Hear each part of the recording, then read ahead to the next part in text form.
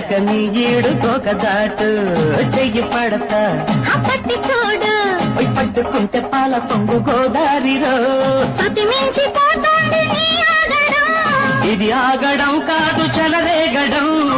అమ్మమ్మ కొమ్మరెమ్మ పూటకొస్తే ఎత్తమ్మ కొంటె పిట్ట మేతకొస్తే అబ్బబ్బ దూర పండు దాచుకుంటే రోయబ్బ దోపిడింక సాగినట్టే